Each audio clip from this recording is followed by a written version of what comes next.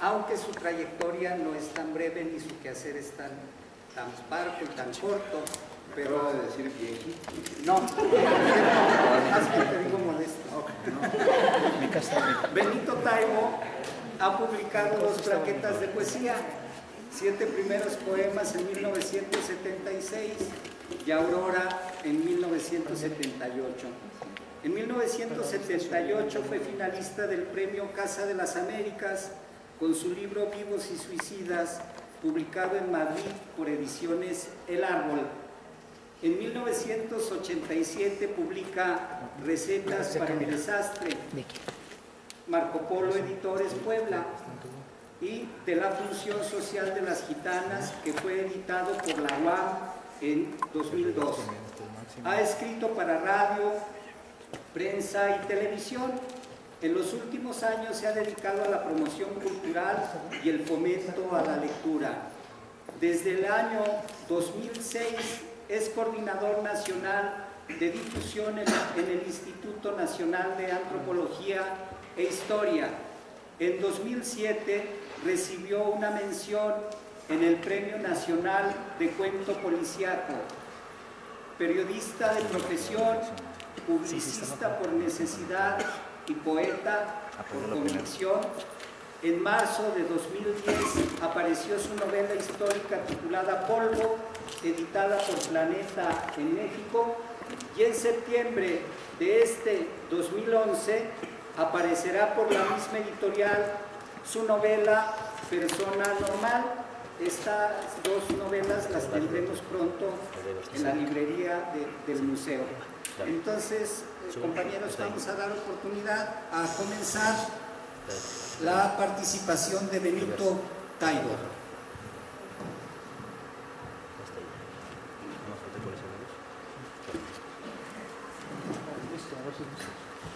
¿Se escucha? Sí. Y si no, grito. Muy buenas noches, se oye muy bien. Muchas gracias por acompañarnos esta noche. Muchas gracias al Museo Iconográfico de Quijote por invitarme a inaugurar este ciclo sobre el exilio español. Yo soy un hijo de ese exilio. Hace unos minutos charlaba con un grupo de jóvenes de la prepa oficial que estaban aquí afuera acerca de... Levanten la mano los de la prepa oficial. Okay. Acerca de la enorme diferencia que existe entre migración, exilio, asilo, transterramiento. Las migraciones son económicas, como les contaba, las migraciones son producto de la necesidad de salir de su país buscando mejores oportunidades laborales y de vida. Los exilios generalmente no son provocados por golpes de Estado, guerras civiles. Ningún exiliado sale de su país por voluntad propia, sale por motivos políticos. Esto es solamente para un poco dejarlo claro. Escribí un texto y leeré algunos poemas de estos hombres y mujeres que vinieron a México. ¿A quién escribí un rollo si lo escribí? Va. Eso es, ahora sí me sentí como... Va. Que vengan todos. Estas 3 determinantes palabras fueron pronunciadas por el general Lázaro Cárdenas cuando los representantes de su gobierno en París, en el año 1938, a escasos meses de que terminara la sangrienta guerra civil española, le preguntaron a cuántos exiliados republicanos, niños, hombres y mujeres estarían dispuestos a recibir. Que vengan todos, volvió a decir. Y no vinieron todos porque muchos se quedaron en las trincheras del frente de Madrid, bajo los bombardeos de Barcelona, resistiendo en la sierra de Teruel, aguantando en la ribera del Manzanares, organizando la resistencia contra el fascismo en Asturias, en Bilbao, en Salamanca, en Zaragoza. Y no vinieron todos porque muchos ya estaban muertos, escondidos, solos. Y solos se quedaron porque el concierto internacional les dio la espalda, porque país por país cerraron los ojos o miraron hacia otro lado mientras sucedía una de las más sangrientas y terribles guerras de las que se haya tenido noticia en el siglo XX. El ejército, voy a improvisar mientras el ejército fascista al mando del coronel en ese momento Francisco Franco, desde Melilla, en el sur, en territorio africano, Sáhara Suroriental, se había alzado contra la legítima República Española en julio de 1936. Era la segunda república porque la primera ya había perdido en 1931. Habiendo hecho elecciones, habiendo decidido quién iba a gobernar el país, este hombre se levanta con el auxilio de los nazis. Y uno de los primeros bombardeos, que mucha gente no lo sabe, uno de los primeros bombardeos nazis que hubo fuera de la Alemania nazi, sucedió en el pueblo de Guernica.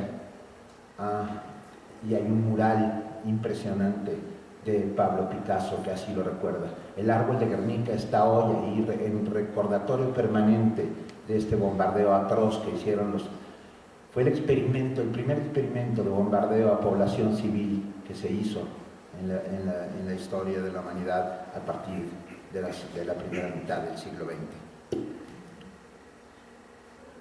Decía que muchos habían mirado para otro lado. Nadie apoyó a la Segunda República Española, ni españoles, ni franceses, ni nadie, españoles obviamente, franceses, belgas, los países cercanos, excepto México. En medio de ese silencio, del silencio que se hizo cuando las tropas avanzaban para derrocar a la Segunda República Española, orgullosamente México respondió, y respondió muchas veces, con el envío de alimentos, de fusiles, de médicos para respaldar la legitimidad de esa Segunda República que resistía y de la cual este gobierno, el gobierno de Lázaro Cárdenas, no tuvo nunca ninguna duda. Cuando todo estuvo perdido, respondió otra vez y dijo muy alto, en voz de su presidente, que vengan todos. Y así abrió las puertas de la nación a esos perseguidos, muchos de los cuales se quedarían en México para siempre, haciendo de esta patria su patria. Y así se acuñó un vocablo nuevo, desconocido, uno que todavía hoy no está en los diccionarios, pero que debería estar: transterrados. No exiliados, ni refugiados, ni asilados, ni migrantes. Fue José Gaos, el filósofo español, que vivió, que fue transterrado y que murió en México, quien lo usó por primera vez ya instalado en esta tierra. Transterrado sugiere un hecho preciso. Esos que vinieron huyendo del fascismo encontraron aquí no solo una continuidad lingüística y cultural, techo y cobijo, corazones que latían a su ritmo. Fueron transterrados porque fueron como árboles literalmente trasplantados de una tierra a otra similar, que los hizo crecer y dar frutos y sombra a las generaciones que les precedieron. Obreros, campesinos, trabajadores, maestras, filósofos, poetas, niños y niñas españolas fueron recibidos y adoptados por México, y mexicanos se hicieron. 500 niños españoles, los hoy ya muy famosos niños de Morelia, todavía hay algunos que viven y que lo recuerdan como si hubiera sido ayer. Llegaron en 1937 y se instalaron en la ciudad de Morelia, que era la ciudad preferida de Lázaro Cárdenas, donde se fundó un instituto escuela y donde vivieron todos esos primeros años. Estoy hablando de niños desde 4 y 5 años hasta niños de 13 y 14, y aprendieron un oficio y de ahí se hicieron todos mexicanos. Eso fue el primer exilio, el primero de los exilios, de solo esos 500 niños. Pero posteriormente fueron casi 25,000 los que llegaron a México y que aquí se quedaron. Pero hay un momento importantísimo dentro de esta historia, que es el 13 de junio de 1939, cuando la más emblemática de todas las llegadas se realizó. Desembarcaron los primeros 1.600 transterrados a bordo del buque Sinaya, hoy todo un símbolo mítico acerca del asilo y de la generosidad, y llegaron al puerto de Veracruz. Una multitud se congregó para recibirlos. No solo llegaban a México, otro país en otro continente, llegaban a la esperanza y a la libertad. Se ha contado muchas veces ese viaje y ese recibimiento.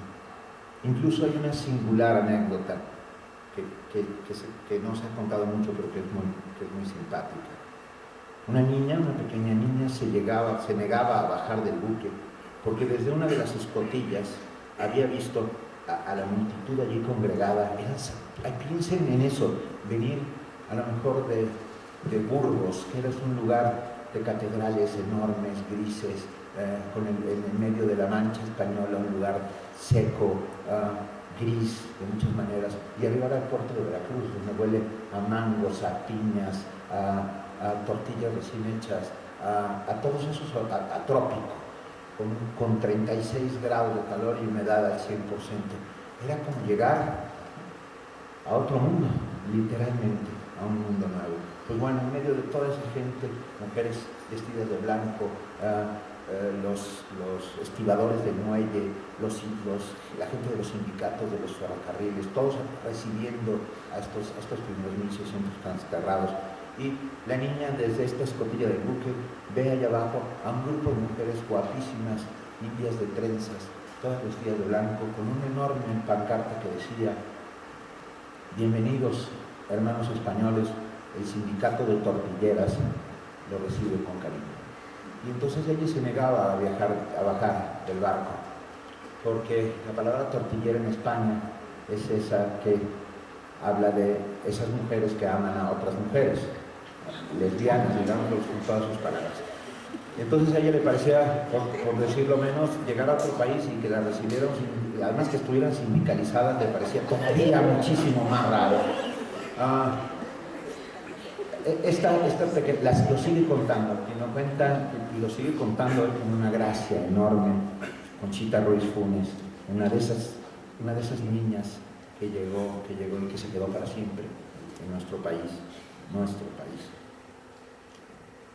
Nadie mejor que el poeta Pedro Garfias, que venía a bordo de este buque del Sinaya, lo cuenta, para decir todo lo que ellos sentían después del largo viaje, del largo periplo de mar y amenazas. Durante los 40 días de viaje recibieron muchas amenazas ese buque con los 1.600 y pico españoles que venían en él.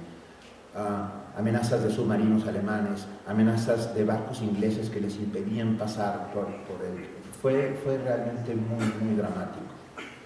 Y quien escribe, Pedro Garfias, poeta maravilloso, escribe durante este viaje a bordo del buque El Sinaya un poema llamado Entre España y México.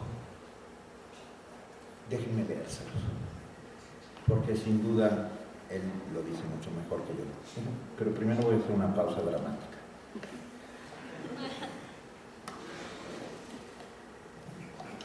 El poema se llama Entre España y México y dice: qué hilo tan fino, qué delgado junco de acero fiel nos une y nos separa, con España presente en el recuerdo, con México presente en la esperanza. Repite el mar sus cóncavos azules, repite el cielo sus tranquilas aguas, y entre el cielo y el mar ensayan vuelos de análoga ambición nuestras miradas. España que perdimos, no nos pierdas.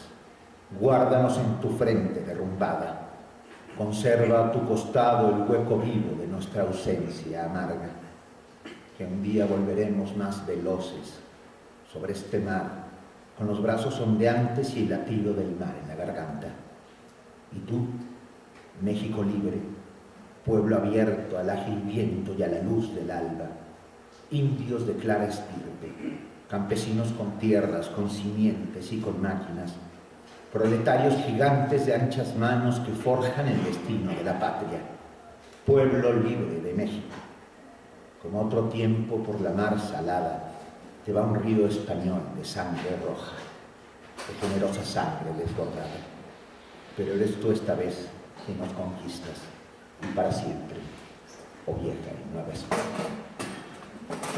Todo esto que Garfias sentía en esos momentos y contaba de esta manera era un enorme canto a la esperanza, y al mismo tiempo el dejar detrás todos los sueños que se habían forjado con la creación de esa República Española, que pretendía un país libre, un país democrático, un país sano, un país maravilloso.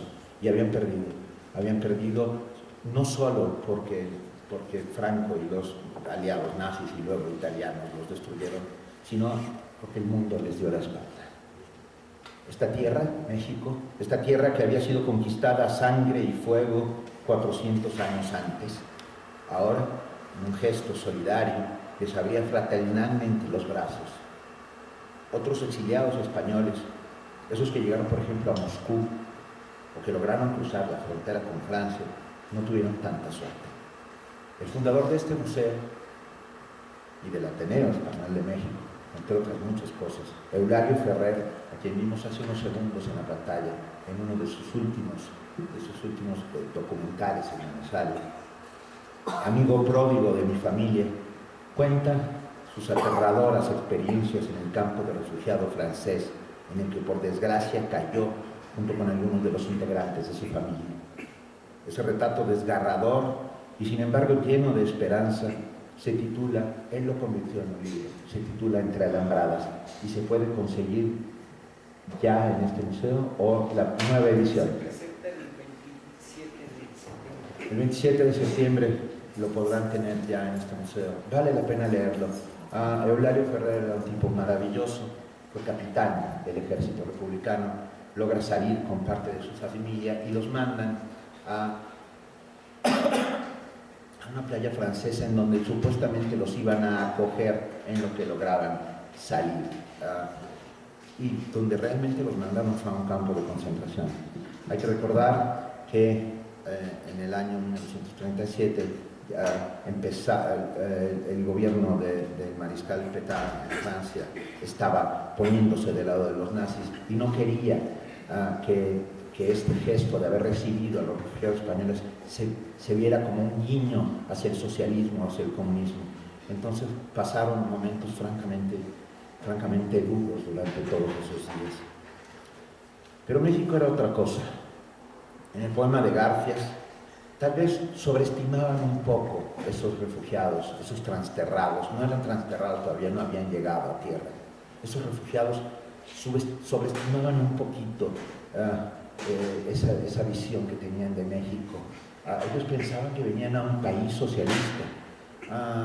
Muchos de ellos lo creyeron todo el tiempo, tan socialista o tan comunista como era la Rusia de Stalin.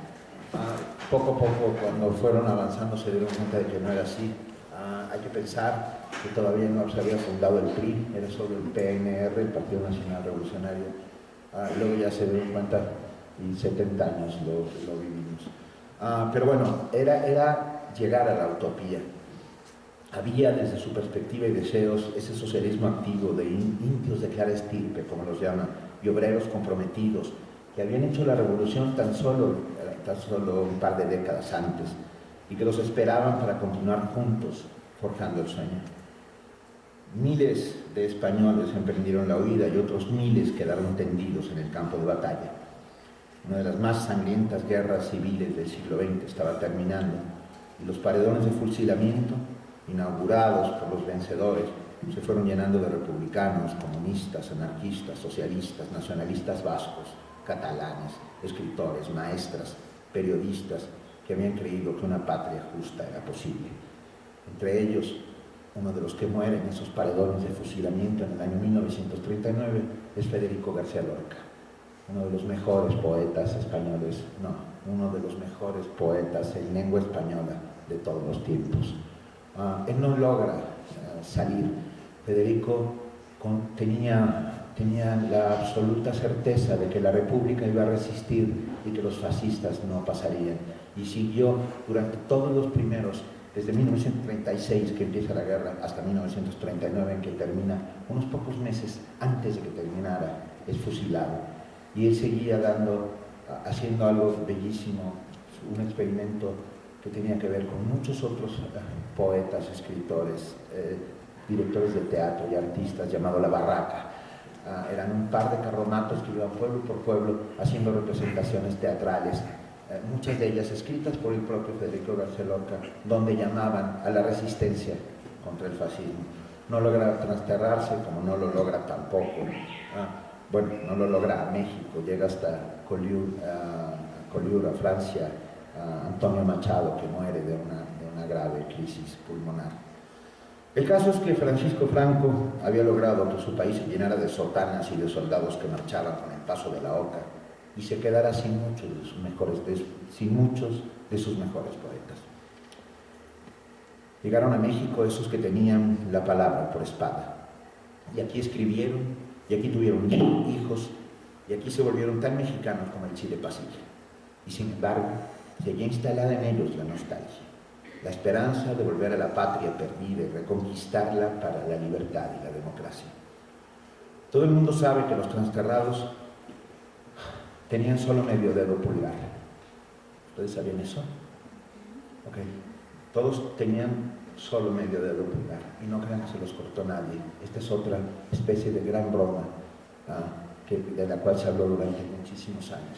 En todas las tertulias en los cafés que se inauguraron en México a partir de su llegada, particularmente en la Ciudad de México, el Café Tupinamba, el Ateneo Español de México, el Casino Español, el Centro Republicano Español, se reunían todos los días o un par de veces a la semana los escritores, los obreros, y todos en la mesa todo el tiempo estaban diciendo: esta semana cae Franco, pero lo hacían así: esta semana cae Franco, esta semana cae Franco. Y claro, se quedaron con medio dedo porque Franco estuvo más de 50, desde 1939 hasta 1975 en el poder.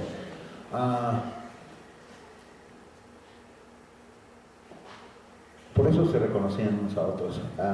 Hay una singular y curiosísima. Max Aub es otro de los poetas que llegan al exilio y escribe una obra de teatro, alusiva a una pequeña obra de teatro en un acto, en donde cuenta una de estas tertulias en el Café Tupinamba, donde se reunían todos ellos a hablar sobre la inminente caída de Franco. Todos estaban convencidos de que iba a caer. Y había un mesero que los atendía. Estoy hablando de la obra de teatro, y un día el mesero, un mesero mexicanísimo, ¿no?, les dice: oigan, están ustedes duro y dale con que cae Franco, ¿y ustedes qué van a hacer? Pues estamos esperando que caiga Franco. Franco caerá porque siguen en la sierra las milicias preparándose, la guerrilla para retomar el poder. Están los grupos que van a entrar desde Francia, etcétera, etcétera. El caso es que el mesero les dice: ¿saben qué? Ya me tienen hasta la madre. Perdón, así hablo yo. No voy a dejar de hablar así por estar en este emblemático museo. Y entonces dice: como ustedes no hacen nada, yo voy a ir a matar a Franco. Y se marcha a matar a Franco. Y no les voy a contar porque vale la pena leerlo. Eso se llama echar un anzuelito y que caiga, y ustedes pegan y ya verán que van a buscar a Max Aub para enterarse cómo termina la obra. De eso se trata. El caso es que Franco no caía. Las maletas que permanecieron durante meses y luego durante años puestas en el corredor, hechas. Los exiliados españoles tuvieron durante los exiliados españoles y luego los exiliados argentinos y luego los exiliados chilenos y luego todos los exiliados del mundo conservan siempre el deseo de volver a su patria. Ellos fueron expulsados, sacados como se saca un corazón. Muchos de ellos tuvieron siempre su maleta hecha, lista, en la puerta de la casa, en el corredor de la casa, para que dijeran: cayó, tomar la maleta, ir corriendo al aeropuerto o al barco y regresar a la patria perdida. Pero no caía. Entonces tuvieron que empezar a deshacer las maletas, empezar a hacerse a los usos y costumbres, empezar a convertirse a sí mismos en parte de esta tierra. Y fue cuando se dieron cuenta de que había muchas más similitudes que cosas contrarias, con algunas curiosísimas excepciones que las sufrieron enormemente muchos de los transterrados, que era: todos hablamos español, ¿de acuerdo? Mentira. Hay una obra de teatro llamada Morir del Todo, escrita por mi padre, que es muy divertida y que tampoco les voy a contar, pero que trata de lo mismo, que trata de estos refugiados que intentaban volver. Hay un diálogo francamente divertido entre una refugiada española y el dueño de la tienda de abarrotes, ¿no? Entonces, lo voy a hacer de memoria y no creo lograrlo, pero voy a intentarlo. Don Gaspar, ¿me da una bayeta? Entonces, don Gaspar la miraba y decía, ¿una qué? Bayeta. Entonces, con el dedo señalaba y decía, señor, usted tiene una jerga. Es eso. Y 1 kilo de... Voy a tener un momento de Alzheimer y no voy a recordar.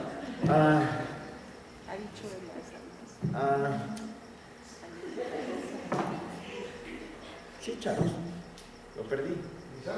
Guisar. Y me da 1 kilo, gracias. Acércate, querido, porque te habrá pasado seguramente al llegar.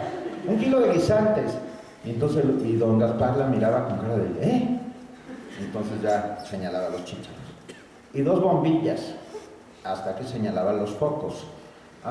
Esta gente, todos hablamos español, pero había esos pequeños momentos cotidianos en que hacía que se dieran cuenta que estaban en otro sitio y que tenían que aprender no solo nuevas costumbres, sino nuevas formas de expresarse.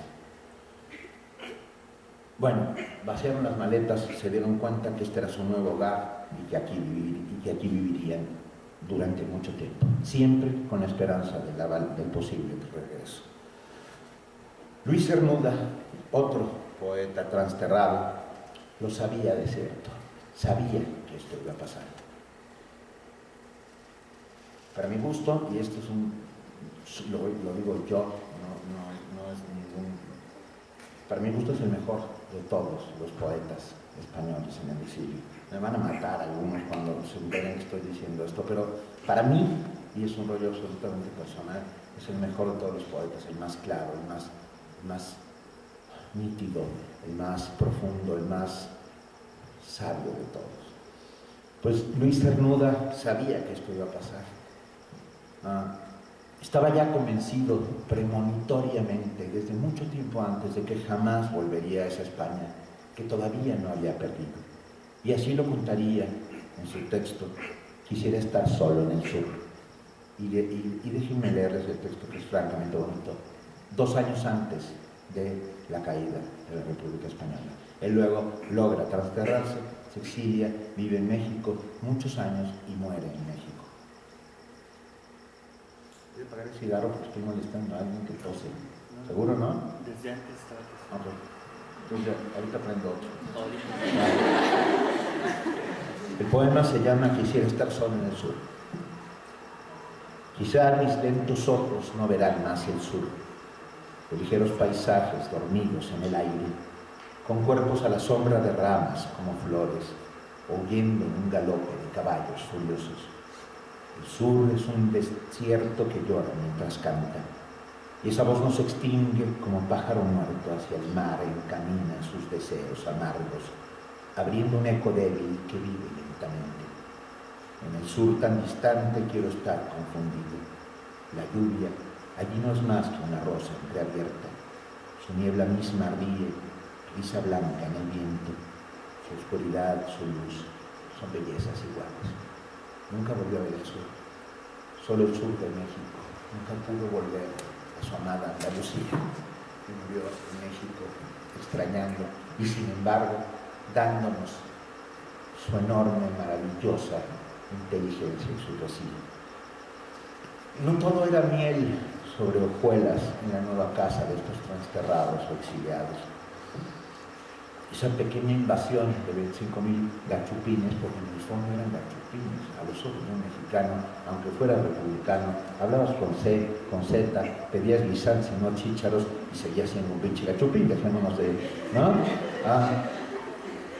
Y sin embargo, lentamente, empezó a haber una simbiosis, empezó a haber una corriente de simpatía. A pesar de...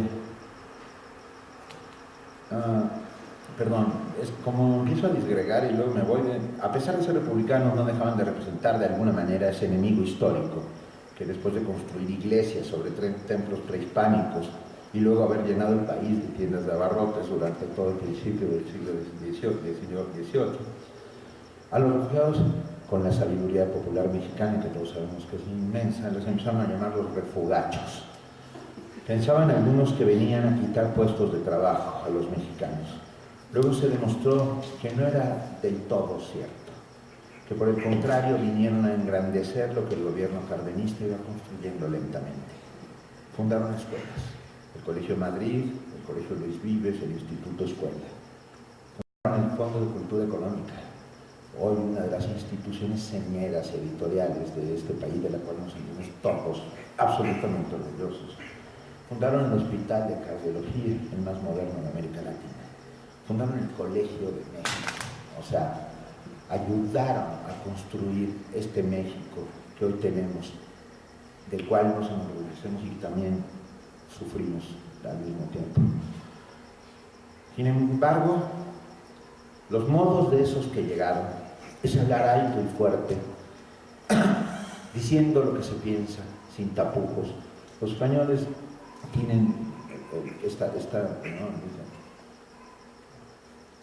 tienen esta forma de ser, puede ser genético, no estoy seguro.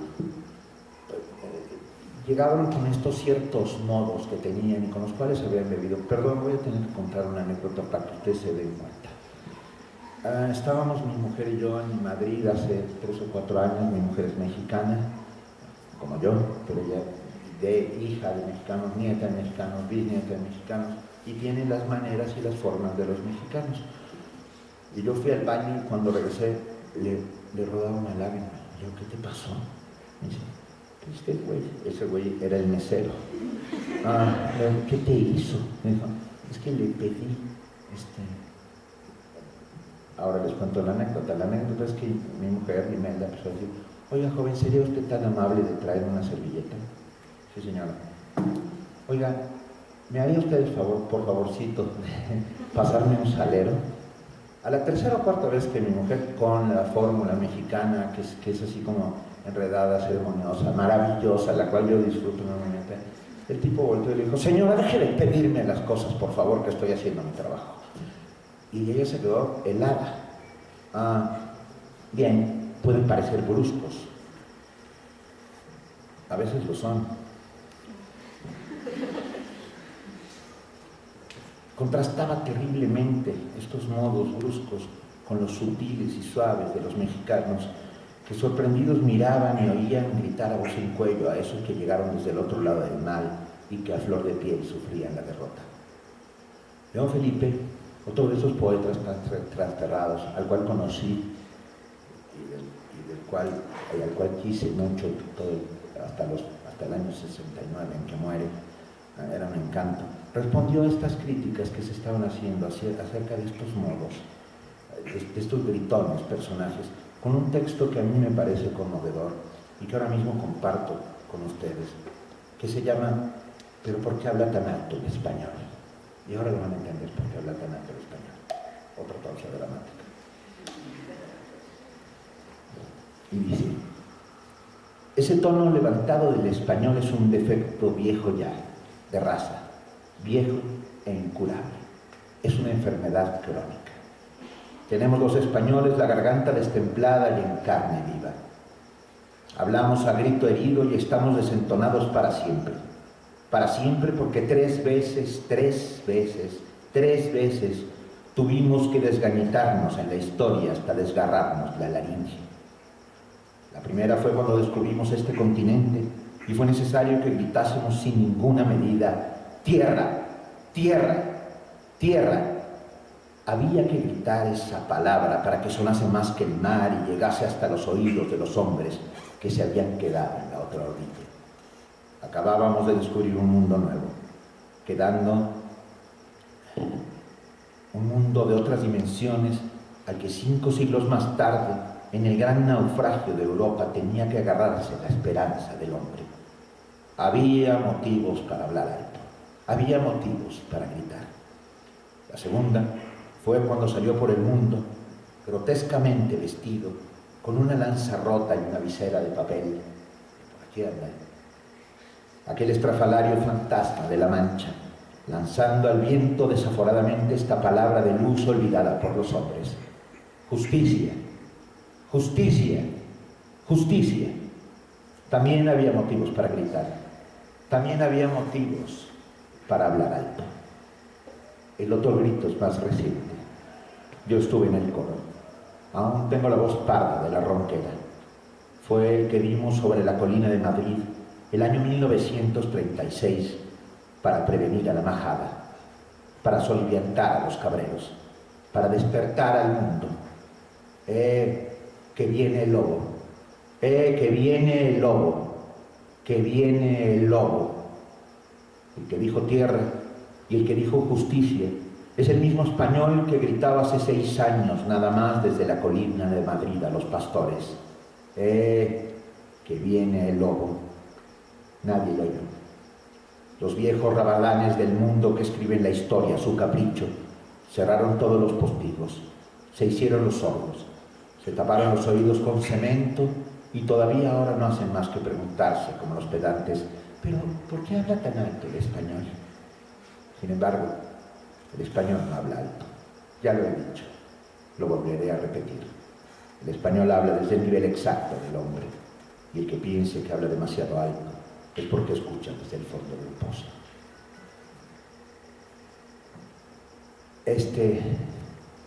Esa es la respuesta a por qué habla tan alto en español en las palabras de don Felipe. Cuentan los historiadores que más de 25.000 españoles llegaron refugiados, transterrados a México, entre ellos algunas de las mentes más brillantes de su generación. Fernando Gamboa, museógrafo mexicano, insigne mexicano, encargado por Cárdenas de fletar el buque Sinaya que rescataría esos 1.600 primeros y que estuvo muy cerca y auxilió enormemente a cientos de ellos de escapar a tener casa, comida, esperanza, trabajo en México. Lo cuenta mucho mejor que yo.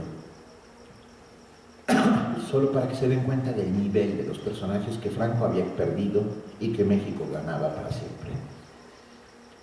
Y dice Fernando Gamboa: entre los muchos que ya no viven, un gran número de ellos honró nuestro suelo con sus restos mortales. Recuerdo con fervor y rindo mi tributo a Luis Buñuel, Rodolfo Halfter, Remedios Varo, Roberto Fernández Balbuena. La lista es larga. Pedro Bosch Gimpera, uno de los fundadores míticos del Instituto Nacional de Antropología e Historia, el oftalmólogo Manuel Márquez Rodríguez, Enrique Vies Canedo, editor. Voy diciendo quiénes son un poco. Joaquín Xirao, maravilloso poeta, José Giral, José Puche, Juan Comas, los entomólogos Ignacio y Cándido Bolívar, José Gaos, el filósofo del que les hablé al principio, Adolfo Salazar, el economista Antonio Sacristán, Pi Suñer, Bernardo Giner de los Ríos, Max Saur, Emilio Prados, otro gran poeta, Eduardo Ugarte, Pedro Garfias, del que les leí el poema, Luis Recasens, Eugenio Inas, Alardo Platz, Agustí Batra, Juan Rejano, León Felipe, Seferino Isabel Palencia, Ricardo Vinós, Rubén Landa, Margarita Nelken, Adrián Vilalta, Concha Méndez, Demófilo de Buen, Mariano Ruiz Funes, el general José Miaja, que fue el que defendió Madrid y a quien conocí en aquella heroica capital en 1937, Enrique F. Gual, que fue director del Museo del Prado, y José Manuel Gallego Rocafull, Juan Naves, en fin, tantas y tantas grandes figuras a quien tuve el honor de tratar y con muchas de las cuales trabajé estrechamente y las recuerdo con veneración, sobre todo a Juan Larrea y José Bergamín, quienes murieron lejos de México, pero que hicieron tanto por él. El caso es que llegó una playa de intelectuales, de maestros, de científicos que vinieron a engrandecer nuestro destino convirtiéndose en mexicanos. Esta tradición de asilo mexicano de la que nunca debemos dejar de enorgullecernos, esta política de puertas abiertas que salvó miles de vidas de españoles, luego de chilenos, argentinos, de guatemaltecos, de uruguayos, es perenne muestra de la hospitalidad y solidaridad de un pueblo que supo ver en el reflejo del dolor ajeno sus propios añejos dolores y así ayudar a curar muchas heridas.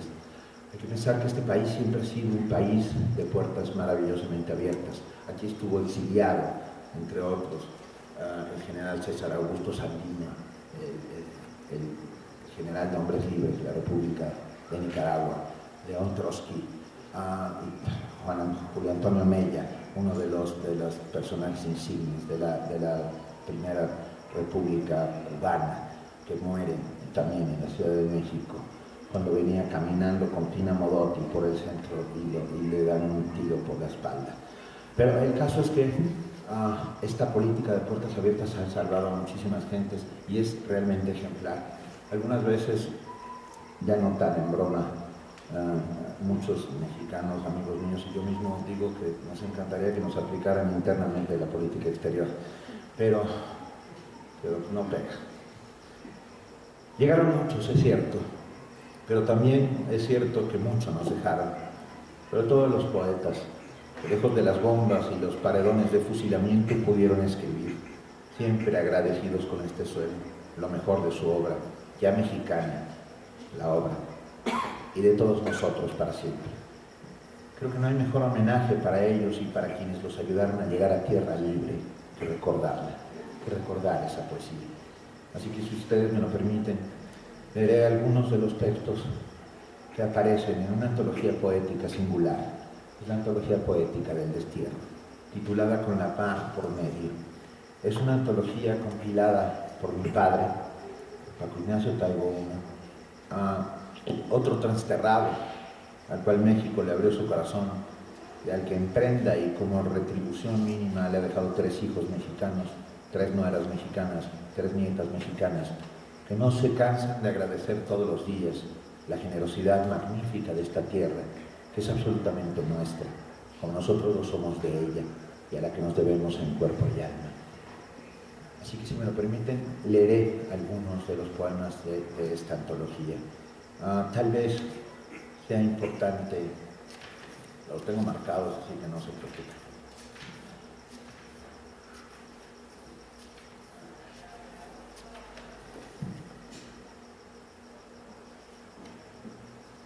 Hay un pequeño texto de mi padre, muy pequeño, que solamente da como inicio al texto para que ustedes sepan de qué va. Dice: las voces fueron llegando. Es imposible que adivinemos cuál fue el primer poema del exilio que llegó a México. Imposible adivinar si el poema se gestó cuando aparecían en el horizonte las primeras luces de Veracruz, o si surgió en la calle de López, cuando en ella se instalaron las primeras familias españolas que buscaban acomodo en la Ciudad de México. Lo cierto es que estos poemas, hayan sido los que hayan sido, crearon ya lo que sería una manera de ser del nuevo español. México imponía su nuevo lenguaje, su nueva forma de decir, pero las viejas fórmulas se resistían a rendirse. El exilio nacía entre 2 aguas y entre 2 promesas. Todo trabajo de investigación de aquellos años nos lleva a un cierto desconcierto, a una cierta voluntad que se imponía, a una cierta nostalgia que palpitaba, y a un cierto país que se estaba descubriendo para que ellos pensaban que España y América no llegarían jamás a funcionarse. Lo cierto es que el exilio estaba creando una poesía nueva, lo que hoy conocemos como la poesía del exilio. Tal vez el primer poema, y esto lo digo mucho tiempo después de que mi padre haya escrito este pequeño texto, sea el que les leí de Entre España y México, escrito abuelo entre las olas por Pedro Garfias. Empezaré con un poema de Luis Cernuda, del cual ya les leí otro, pero es uno que está ya escrito en México. Nació en Sevilla el 21 de septiembre de 1902 y murió en la Ciudad de México el 5 de noviembre de 1963. El texto se llama Donde habite el olvido. Donde habite el olvido, en los vastos jardines sin aurora, donde yo solo sea memoria de una piedra sepultada entre ortigas, sobre la cual el viento escapa sus insomnios, donde mi nombre deje al cuerpo que designa en brazos de los siglos, donde el deseo no exista, en esa gran región donde el amor, ángel terrible, no esconda como acero en mi pecho su ala, sonriendo, lleno de gracia aérea mientras crece el tormento. Allí donde termine este afán que exige un dueño a imagen suya, sometiendo a otra vida su vida, sin más horizonte que otros ojos frente a frente, donde penas y dichas no sean más que nombres, cielo y tierra nativos en torno de un recuerdo, donde al fin quede libre sin saberlo yo mismo, disuelto en niebla, ausencia leve como carne de niña, allá lejos, donde habite el olvido.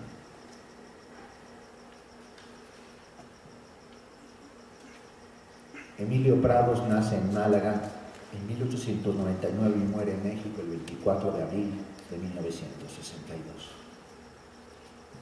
Memoria del olvido. Como se habrán dado cuenta, empieza a hablarse del olvido, de la nostalgia, de esa España perdida.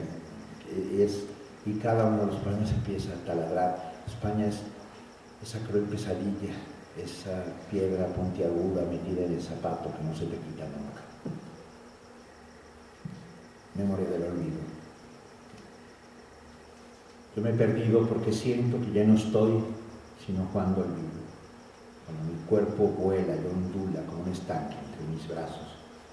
Yo sé que mi piel no es un río y que mi sangre rueda serena, pero hay un niño que cuelga de mis ojos, nivelando mi sueño con el mundo. Cuando mi rostro suspira bajo la noche, cuando las ramas se adormecen como banderas, si cayera una piedra sobre mis ojos, yo subiría del agua sin palomas. Yo subiría del fondo de mi frente hasta habitar mi cuerpo como un ídolo, hasta brotar en medio de mi carne otra vez el mundo sin cigüeña. Pero el Japón no tiene más que un niño y mis ojos aún sueñan bajo la luna. Cuando se seque el viento entre las flores, así terminaré mi olvido. Tomás Segovia nació en Valencia en 1927 y sigue entre nosotros, lo cual me da un enorme gusto. Nostalgia de un lenguaje. En toda área de paz danzaban las palabras. No había una figura viva en las confusas zonas de mi historia que una vez no se hubiese revolcado con mi lenguaje de insaciable ardor.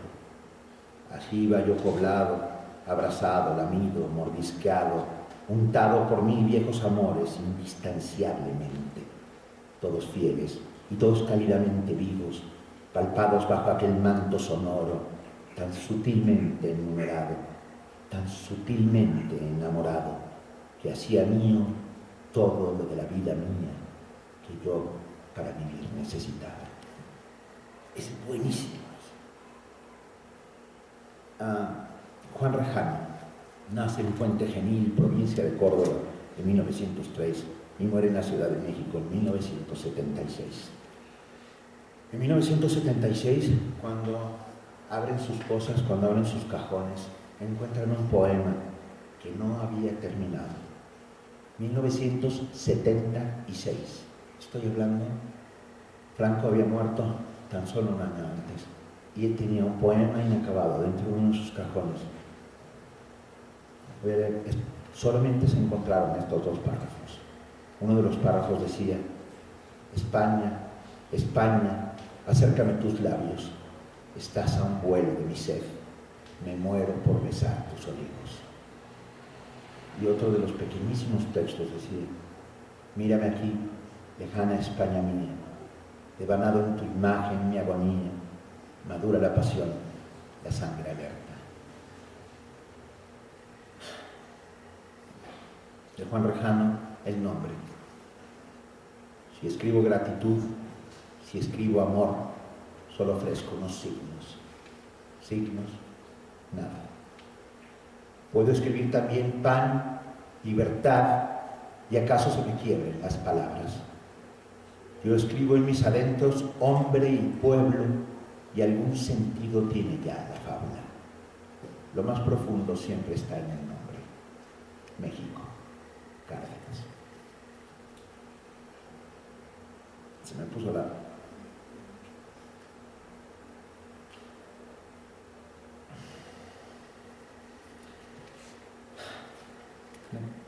Déjenme terminar con esta pequeña antología con Adolfo Sánchez Vázquez, filósofo, poeta, nacido en Algeciras, España, en 1915 y muerto en la Ciudad de México este año 2011.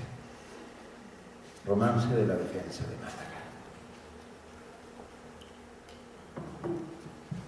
Málaga. Málaga, Tu corazón tiene fronteras de hielo que apagarán tus latidos si no despiertas a tiempo. Cuchillos que se quebraron en Madrid frente a un gran pueblo quieren clavarte la muerte cuando te cerca ya el sueño. Málaga, la angustia rueda alrededor de tu cuerpo. Levanta pronto tu pulso si no quieres verlo muerto. Málaga, responde ahora, que si no tu voz no la encuentro. La España que sangra y muere desde tu arena hasta Oviedo te acusará por ser mármol cuando la lucha esté ardiendo. Despierta pronto, que viene una muralla de fuego. Desde Estepona a Marbella para ennegrecer tu suelo, quemándote las entrañas con toda la muerte dentro. Vamos todos a la lucha con palos, picos y acero, que por las costas avanzan para cortarle los pechos. Vamos, Málaga la Roja, a estrangularlos sin miedo. Más firmes que las espigas, aunque la nieve pisemos, más despiertos que los ríos que no conocen el sueño, más duros que el duro mármol, más calientes, más sedientos. En pie, todos, preparemos una barrera de pechos. Nadie duerma, que el fascismo no duerme, que está despierto. Que se levanten ardientes todos los pulsos de hielo. Que cada garganta fría sea un surtidor de fuego. Que cada brazo caído sea un surtidor de fuego. Málaga, despierta ahora, que vibre tu pulso a tiempo. Nadie duerme, que la muerte está rondando tu cuerpo. Estos son solo algunos de los poemas de ese exilio, de esos transterrados que, como Eulalio Ferrer, vinieron a México, se quedaron aquí para siempre y no habrá nunca todas las palabras para agradecer la generosidad de esta tierra y de esta gente. Espero que algún día, con el corazón, cuando los habitantes de una república legítima estén siendo perseguidos, haya en este país un alma noble, un alma valiente, que se atreva a decir, sin dudarlo un instante, cuando le pregunten a cuántos recibiremos de ellos, que vengan todos.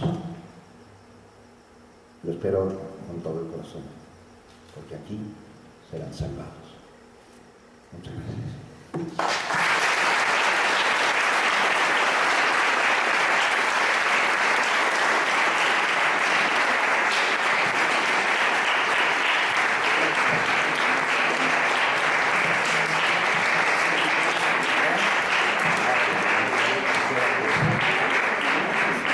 Si alguien, por favor, tienen ustedes la palabra, porque la palabra es de todos. Si alguien quiere intervenir, por favor. Sí. Yo quiero hacer mención del capítulo Guanajuato. Quiero hacer mención del capítulo Guanajuato, Sí, por favor. hablando de los transterrados. ¿Podemos prender las luces? Sí. Eso, como Dios vio. Ellos fundaron aquí la Facultad de Filosofía y Letras. Está contando la señora que los transterrados en Guanajuato fundaron la Facultad de Filosofía y Letras. Yo fui alumna de Luis Ríos, de Rodríguez Chicharro. Y yo fui alumno de Luis Ríos. Imagínense, somos condiscípulos. Ay, no, bueno, estoy a punto de llorar desde hace rato. Estoy intentando no hacerlo porque me parece que los jóvenes van a decir, se puso a llorar ahí ese viejito.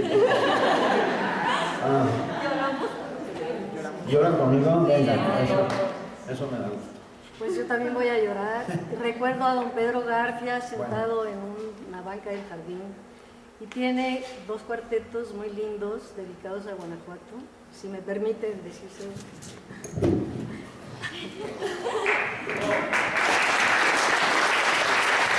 Por favor. Guanajuato, Guanajuato. Aquí me tienes entero con mi sangre y con mi llanto. De España vine perdido y te me acerqué llorando, a trancas sobre los mares, a trancas sobre los campos. Cuando te encontré, detuve el palpitar de mi paso. Hallé lo que yo buscaba, dos brazos. Ya me tienes en la vida y en la muerte, Guanajuato. Qué bonito.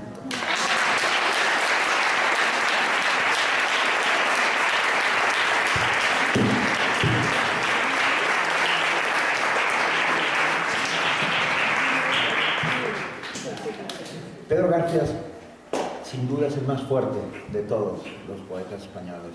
Muere en Monterrey. Es invitado por la Universidad de Nuevo León, se queda a vivir en Monterrey.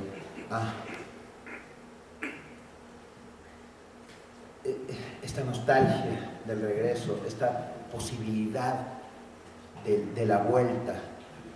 Rafael Alberti no se exilia en México, tuvimos mala suerte, acabó en Francia ya cuando Francia había sido liberada de los nazis.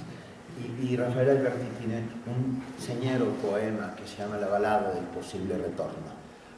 Yo creo que la balada del posible retorno estuvo siempre en las cabezas de todos los refugiados españoles, hasta que se dieron cuenta que sus hijos eran mayores, sus hijos hablaban, pedían chícharos y no guisantes, pedían focos y jergas y eran absolutamente mexicanos. Yo quiero decirles, yo soy hijo de españoles, nieto de españoles, y lo quiero decir con mucho gusto. Yo no tengo pasaporte español y no lo tendré nunca. Yo soy mexicano, ya esta tierra y de aquí me rompo lo que sea necesario.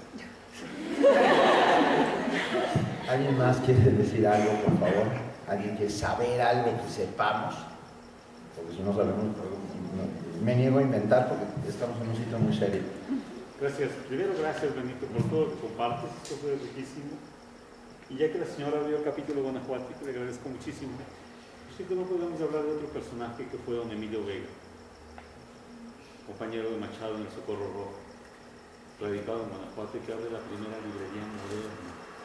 Esto quiere decir la primera librería antes que Gandhi, con estantería abierta, en donde podías entrar, y un mocoso como yo de 11 años podía entrar a hojear los libros, y el señor Vega se acercaba y te decía: ¿has leído esto? Y entonces tú te quedabas frío, porque además el tipo, como tú dices, con los modos muy castizos, que se sentir culpable de no haber leído eso, ¿verdad? Que podía ser sobre el sentimiento trágico de la vida de una mujer. Wow. Claro que tú a los 11 años le decías no. ¿Cómo te llamas? Rolando Álvarez. Coño, Rolando, ¿no has leído los episodios nacionales? Así te decía. Y entonces decía, llévatelo. Y yo acababa comprando. Y el 50% de la biblioteca, en esa etapa, empezó a cambiar al gusto del señor Vega, definitivamente. Después de muchos años, he revisado esos libros uno a uno. Nunca me recomendó un mal libro. Nunca me vendió un libro. Quiero decir, nunca sacó el libro que no se vendía para que ese mocoso se lo llevara. Jamás. Me vendió Kant, me vendió Ortega, me vendió Unamuno, me vendió Lorca, me vendió Joyce. Autores que eran poco usuales en la cotidianeidad guanajuatense. Y el tipo fue maravilloso. Recuerdo una anécdota que un día llega un alguien y le dice: disculpe, busco un libro que se llama ¿Cómo hacerse millonario en un año? ¿Lo tendrá usted? Y el señor Vega voltea, chaparrito como era, dice: joder, hombre, pero que si lo tuviera no estaría aquí. Bueno, yo sí quise mencionar esto porque yo creo que Abierto el Capítulo de Guanajuato es otro personaje que seguramente, como a mí, hizo muchos otros encaminar sus lecturas por textos a veces muy complicados, que a veces tuvieron que esperar muchos años en la estantería personal para ser leídos, pero que después de muchos años de incluso muerto el señor Vega, le agradeces que haya puesto ese libro en tus manos en ese momento en que no lo ibas a leer, porque se convirtió en una tentación permanente de tengo que llegar a leer ese libro. Y creo que ahí está. Qué historia maravillosa. Perdón, Rolando acaba de dar un mensaje que creo es francamente importante. Lo digo para los jóvenes de la prepa. Quien tiene una biblioteca lo que tiene es la llave del tesoro, no el mapa, sino la llave del tesoro, la puerta del universo. Y una biblioteca se empieza con un libro. no es necesario tener muchos libros. Hace un rato comentábamos, y lo propongo aquí mismo, hoy los libros son muy caros, todos lo sabemos. Las bibliotecas circulares, pónganse de acuerdo, júntense en un salón, cada quien lleve el libro que le haya gustado, no el libro que le sobró a su prima de El Baldor, no. ¿Ok? Lo ponen sobre la mesa y lo intercambia por otro. Y vas a descubrir el universo, pero no solo eso, vas a descubrir que el otro que lo leyó, el que lo puso ahí, ese libro pudo haber cambiado su vida y puede cambiar la tuya. Creo que eso es lo que está diciendo Rolando. Un libro puede cambiar tu vida. Y que haya sido un transterrado español y que haya cambiado su vida y que le haya dejado, después de muerto, libros para leer. Creo que esta lógica es súper impresionante y maravillosa. Los libros llegan como llega el amor, en el momento justo. Prohibido leer a Dostoyevsky antes de los 17. O sea, entiéndanme, los libros tienen que llegar en ese momento, es un momento mágico en que dices sí, y sí. ¿Y sabes cómo te das cuenta? Cuando llegaste a la página 30 dijiste, puta, no pasaba nada. ¿Sabes qué? Déjalo y vuelve después. Mi educación se vio interrumpida por mis años escolares. Esto lo decía Mark Twain y lo repito yo constantemente. Mis maestros de la secundaria oficial en el año 1972, voy a acabar dando una conferencia de fomento a la lectura, pero no, va a ser súper cortito, porque sí es un mensaje. En la lista de segundo año de secundaria, los libros que teníamos que leer a los 12 años eran Don Quijote, La Ilíada, La Odisea, El Cantar del Mío Cid. Era tan atractivo como chupar un clavo, pues, ¿no? O sea, al tercer canto de La Odisea yo decía, chinga, ¿qué es esto? ¿Quiénes son esos? Oye, o sea, no, bueno, porque La Odisea tienes que leerlo cuando tengas lecturas previas y tengas una idea y estés empezando a formar cosas dentro de tu cabeza y las cosas... Un lector, un autor, un escritor no es más que un lector que vio el salto al vacío, ¿vale? Que se atrevió. Pero primero y antes que otra cosa, tiene que ser un lector. En el libro está todo, está en el universo. Es arma arrojadiza contra los ojetes, alfombra voladora, mapa del tesoro, capa para volar, submarino para hundirse en las profundidades. Acérquense sin miedo, no solo genera educación sentimental, que tiene que ir aparejada con la educación formal. Los libros te hacen ser buena persona. ¿Alguien más? Por favor.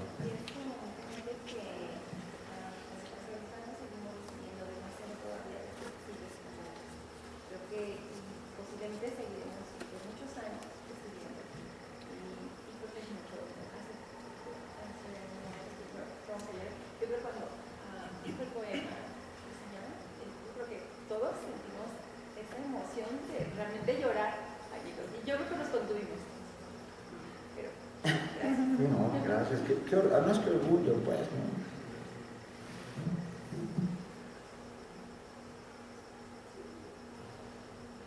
Es el momento de poner un tango o terminar esta sesión. Antes del tango. Quiero comentar y compartir con todos esta experiencia que yo tuve aquí en Guanajuato respecto a una coreógrafa muy importante en España.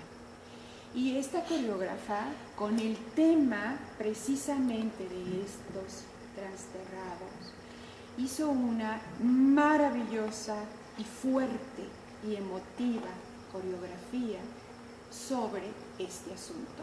Y todo el teatro estaba lleno de estas maletas que acaba usted de mencionar. Toda la coreografía... No soy usted, soy Benito. Benito, bien, gracias. Toda la escenografía eran las maletas en todas las dimensiones, maletas en todos los colores.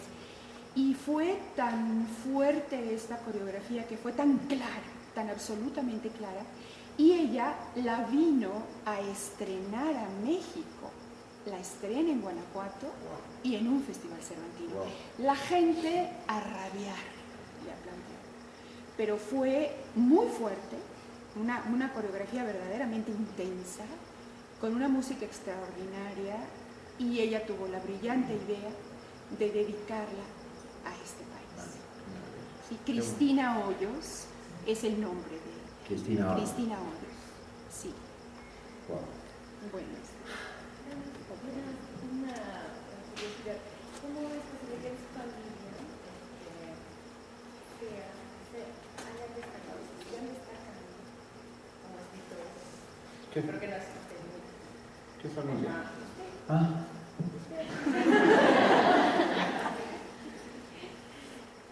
¿Cómo es que se da? es con la fórmula mágica de Oscar Wilde. 10% de inspiración y 90% de hora nalga. Quiere decir, mi padre lo repitió hasta el cansancio. Si llegan las musas, que te encuentren trabajando, güey. Tiene que ver, nos ponemos a escribir y a veces sale y a veces no sale, pues.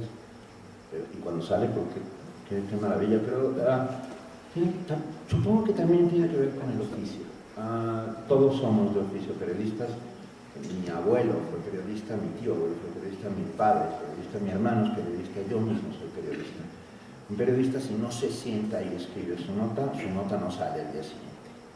Esto te genera un temple distinto al de los escritores que solo escriben para quedar bien con sus cuates. ¿Me explico? O sea, uno escribe porque sabe del otro lado hay lectores. Sin lectores uno no es nadie. Y es eso, sentarse y escribir. Y a veces hay que decirle a algunos, espérate tantito que me quiero echar un sándwich, pues. ¿No? Trabajamos mucho, lo intentamos con todas nuestras fuerzas. Queremos dejarle algo a este país que tanto nos ha dado. Si ustedes no tienen más comentarios, yo les tengo una pequeña sorpresa, pero voy a intentarlo, no lo sé cómo, pero no importa. Hemos fundado desde hace 4 años la Brigada Cultural para Leer en Libertad. La Brigada Cultural para Leer en Libertad es una asociación civil sin fines de lucro, absolutamente sin fines de lucro, que se dedica a hacer ferias de libro, a acercar el libro a la gente. Conseguimos bodegas de saldos. En este país hay una maravillosa y exótica manía que no es manía, es una regla que tiene que ver con activos y pasivos. Los libros que no se venden en las editoriales se guardan en bodega, pasa determinado tiempo, se convierten en pasivo. Perdón que les cuente esta historia, pero es que si no, no van a entender. Y al final es mucho más barato destruir esos libros que venderlos al costo. Estamos absolutamente en contra de la destrucción de libros, con algunas excepciones. Conseguimos esos libros de las bodegas y al costo los llevamos a las gentes.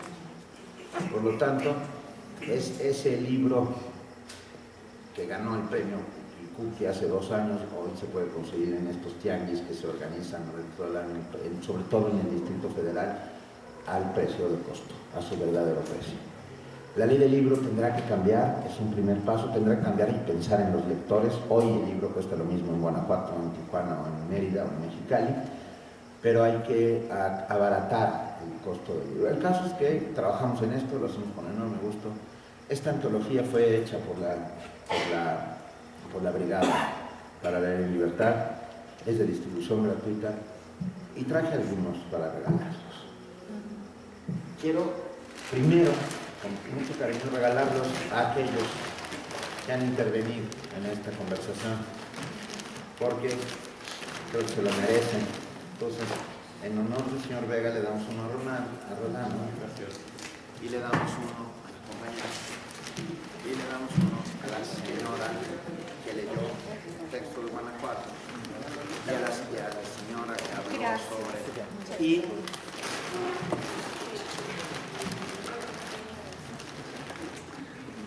Y como no tengo muchísimo, les pido a los compañeros de la prepa, que son muchos, que se los compartan, uno cada dos, órale, y a ver hasta dónde llegamos.